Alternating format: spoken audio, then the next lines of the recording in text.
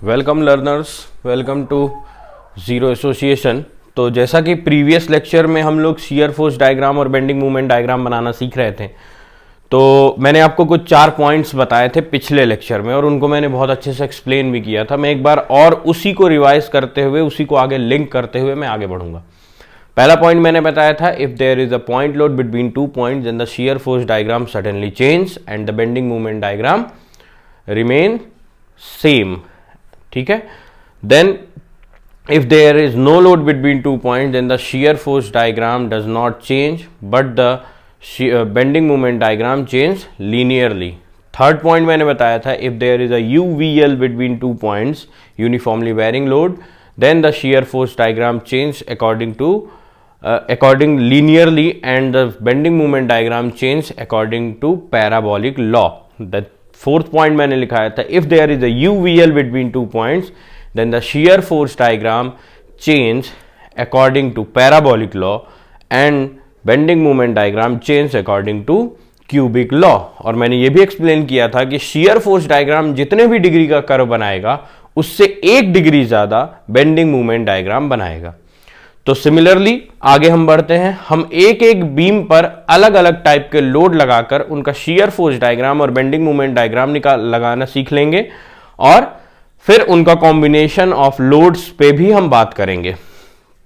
तो सबसे पहला है हमारे पास cantilever with a point load at its free and.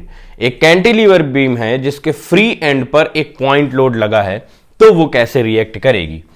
तो जैसा कि आपको पता है, हमारी कैंटिलीवर बीम कुछ इस तरह से होती है, एक एंड फिक्स होता है और दूसरा एंड उसका फ्री होता है। ये एंड फिक्स है, दूसरा एंड फ्री है। मैंने आपको बताया भी था, ये कहां आपने देखा है, आपके घरों के जो छज्जे होते हैं आगे साइड, वो इस टाइप के होते हैं ना, इधर साइड फिक्स रहता है, इधर साइड फ्री रहता है। तो इसका जो फ्री एंड है उस पर एक पॉइंट लोड लगा है W का, मान के चलते हैं, और इस पूरे बीम की जो लेंथ है दैट इज L, और ये पॉइंट A है, ये पॉइंट B है। हम ऐसा मान के चलते हैं कि हमको शियर फोर्स डायग्राम बनाना है यहां पर, तो हम एक सेक्शन ले लेते हैं, कोई एक सेक्शन। ठीक है, ये हम मान लेते हैं x सेक्शन है और जिसकी डिस्टेंस फ्री एंड से स्मॉल x है। ठीक है, इस पर हमको बेंडिंग मूवमेंट और शियर फोर्स डायग्राम बनाना है और निकालना है।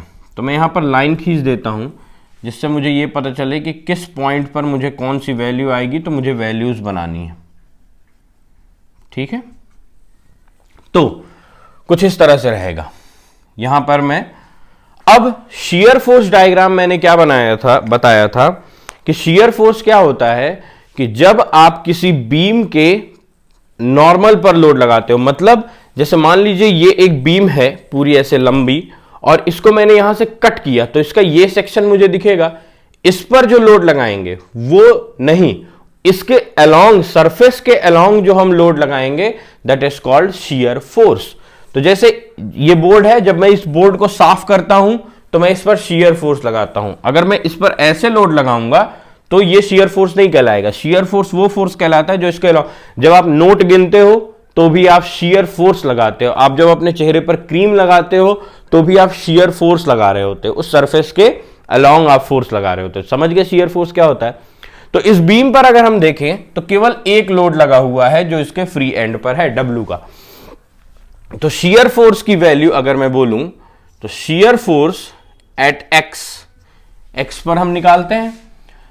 तो पॉइंट लोड है, चूंकि x पर हमें निकालना है डाउनवर्ड, जैसे मैंने आपको बताया था कि डाउनवर्ड फोर्स को हम निगेटिव लेकर चलते हैं और अपवर्ड फोर्स को हम पॉजिटिव लेकर चलेंगे।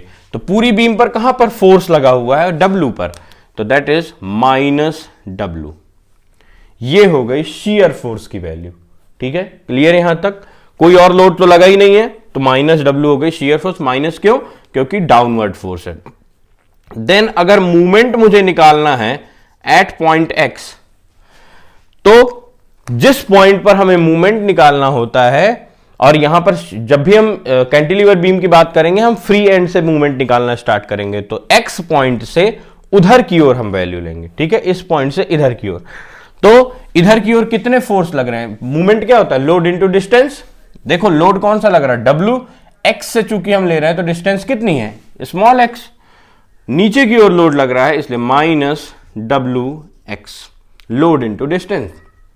अब मान लो आप बोलो नहीं सर मुझे x पर नहीं लेना, मुझे पॉइंट A पर लेना है, सो मूवमेंट एट A क्या होगा, minus load into distance. Clear हुआ सबको? जिस पॉइंट पर लेना है उसके जहां पर लोड लगा है उससे उसकी दूरी और कितना लोड लगा है वो, तो load into distance, load into distance, खत्म कहानी। अब शियर फोर्स डायग्राम और बेंडिंग मोमेंट डायग्राम मुझे बनाना है, तो ये रहा शियर फोर्स डायग्राम और यहां पर मैं बनाऊंगा बेंडिंग मोमेंट डायग्राम। क्लियर? तो देखिए ध्यान से, शियर फोर्स की वैल्यू क्या है, -W, ठीक है, तो वो यहां पर भी -W होगी, यहां पर भी -W होगी, यहां से आए हम कितना नीचे, W। फिर if there is no load between 2 points then the shear force does not change, तो नहीं चेंज हुआ, और फिर यहां पर दैट इज W, ये निगेटिव शियर फोर्स बना। समझ में आया क्या? इसके नीचे क्यों? क्योंकि -W का ही लोड है। आप कहीं पर लोगे, आप X पर लोगे, आप A पर लोगे, तो भी लोड कितना है, फोर्स W ही है, पूरी बीम पर W ही लोड आ रहा है। देन आप बेंडिंग मोमेंट की वैल्यू बना रहे हो, निगेटिव है इसलिए नीचे बनेगा, X पर -WX और L पर WL, ठीक है, यहां पर तो क्या बताया था, if there is no load between 2 point then the shear force does not change but the bending moment change according to linear, तो ये बन गया लीनियरली। ये लेंथ क्या होगी, WL, ठीक है, और ये लेंथ क्या होगी, WX, माइनस में बनेगा पूरा बेंडिंग मोमेंट डायग्राम। तो क्लियर हो गया सबको? अब यहां पर पॉइंट लोड भी लग रहा है, तो मैंने क्या बताया था, if there is a point load between 2 point then the shear force diagram suddenly change. तो देखो ध्यान से, यहां पर ही इसी पॉइंट पर पॉइंट लोड लग रहा है, तो वैल्यू कितनी है, -W, और इसी पॉइंट पर वैल्यू है 0 भी, तो सडन चेंज है कि नहीं, एक सडन चेंज, तो ये हो गया। तो पूरे लॉज से मैंने बताया cantilever beam width a point load at its free and, तो हम कैसे निकालते हैं इसके, हम न्यूमेरिकल्स भी सॉल्व करेंगे जो आपको और चीजें क्लियर कर देंगे, ठीक है। तो आई थिंक यहां तक क्लियर हो गया होगा। किसी कोई डाउट हो तो मुझसे पूछ लीजिएगा। मूवमेंट क्या होता है, लोड इनटू डिस्टेंस, और शियर फोर्स जितना फोर्स लगा है बस।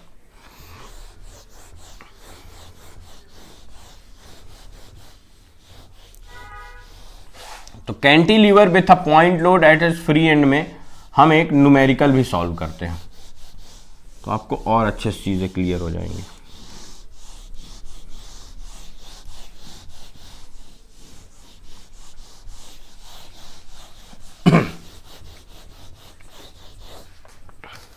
ठीक है, तो एक न्यूमेरिकल हम ले लेते हैं जो कुछ इस तरह है कि एक कैंटिलीवर बीम है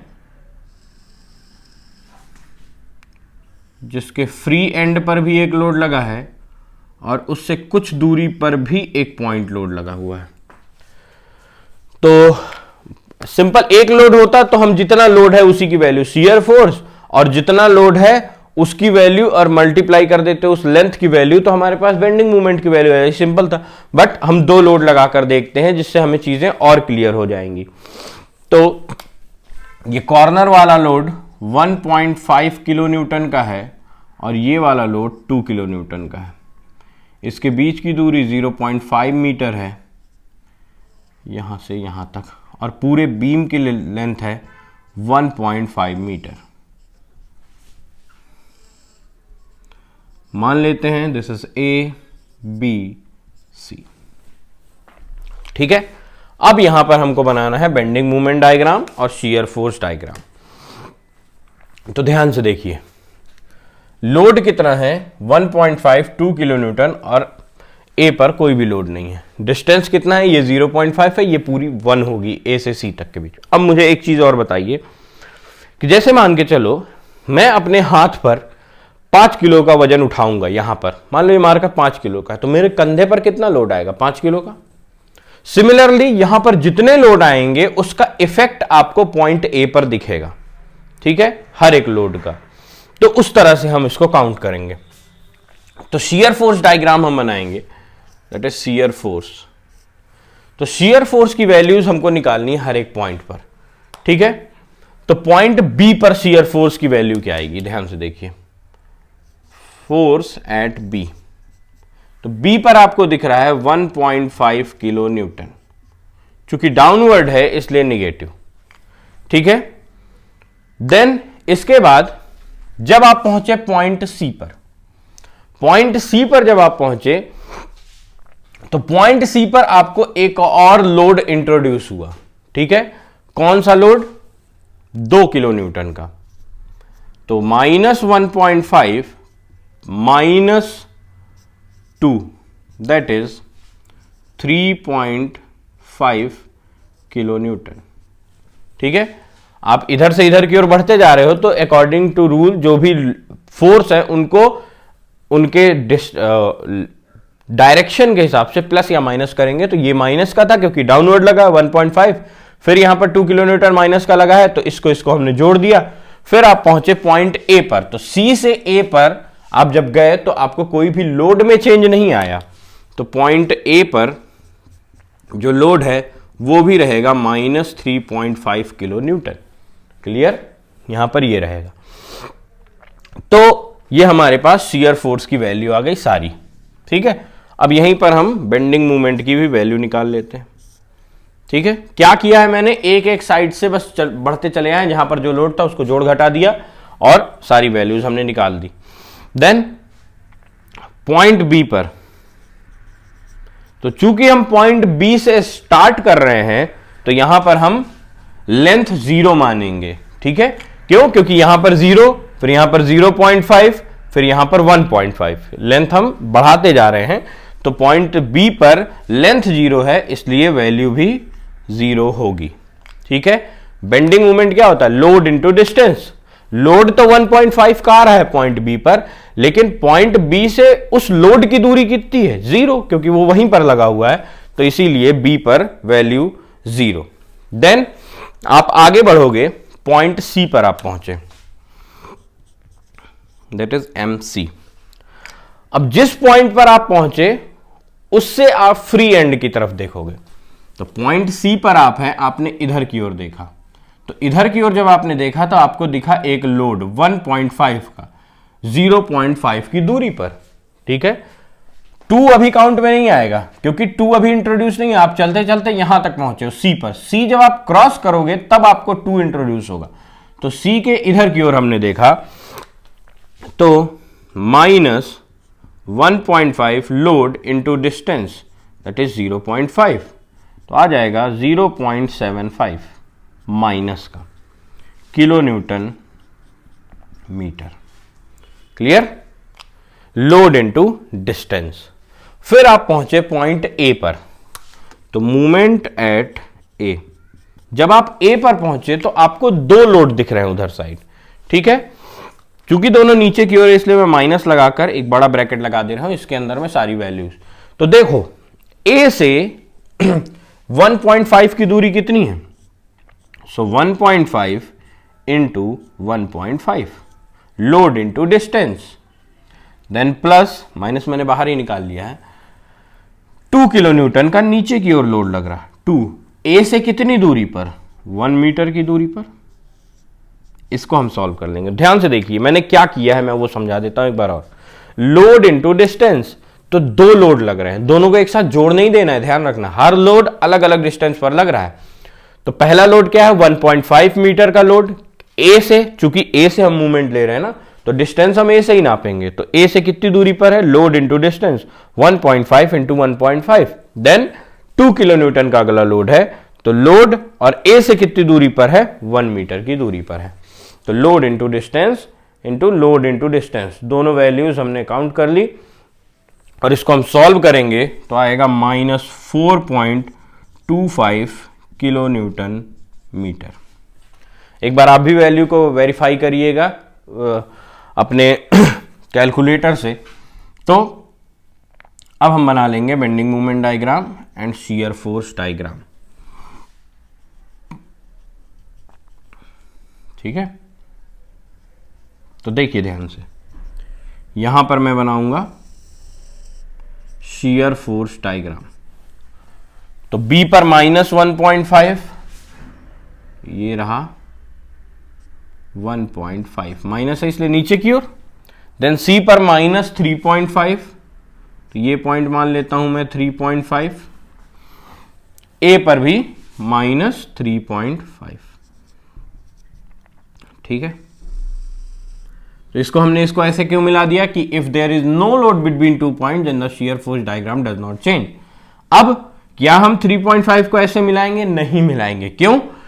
क्योंकि if there is a point load between 2 points then the shear force diagram suddenly change. और एक और रूल था कि if there is no load between 2 points then the shear force diagram does not change. तो B और C के बीच में कोई लोड नहीं है तो शियर फोर्स डायग्राम चेंज नहीं होगा, और यहां पर एक सडन चेंज होगा। ठीक है, तो ये डायग्राम कुछ ऐसा बनेगा माइनस में। ठीक है, सारे रूल्स को फॉलो कर रहा है। अब एक बार आपको अगर डाउट लग रहा है कि यार ये डायग्राम सही बना है कि नहीं बना है, तो उसको हम वेरीफाई भी कर सकते हैं। कैसे? देखो, बी पॉइंट पर कितना लोड लग रहा है? 1.5 का, तो 1.5 की लाइन खींची हुई है। यहां पर कितना लोड लग रहा? 2 किलो न्यूटन का। तो ये जो लाइन खींची हुई है ये कितने की है? 2 की है। ध्यान से देखो, ये पूरी दूरी कितनी है? 3.5, उसमें से आप 1.5 अगर घटा दोगे तो बचेगा तो 2 ही ना। तो ये लाइन जो खींची हुई है ये 2 किलो न्यूटन की है। सिमिलरली ए पॉइंट पर कितना लोड आ रहा है? दोनों को जोड़ने पर 3.5 आ रहा है, तो ये जो लाइन खींची है ये 3.5 की। ठीक है, यहां पर 2 दिख नहीं रहा है लेकिन आपको देखना पड़ेगा। 3.5 में से 1.5 आप घटाओगे तो जो लाइन खींची हुई है ये 2 की है। समझ गए? तो फिगर से वेरीफाई हो रहा है। देन बेंडिंग मोमेंट की वैल्यू अगर मैं देखूं तो this is bending moment diagram. Bending moment diagram में बी पर 0 है, सी पर -0.75 है और ए पर 4.25 है। तो इसको हम कुछ ऐसे मिला सकते हैं स्ट्रेट लाइन से। अब ये स्ट्रेट लाइन अलग भी हो सकती है, तो यहां पर ये डिस्टेंस कितनी है? 0.75 और ये दूरी कितनी है? 4.25। ठीक है, ये भी माइनस का।